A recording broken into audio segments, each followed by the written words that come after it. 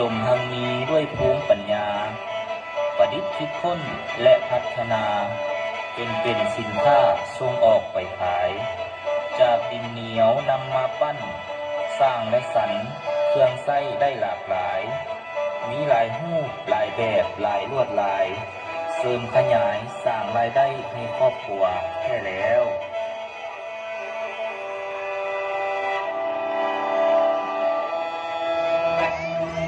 ทางถิ่น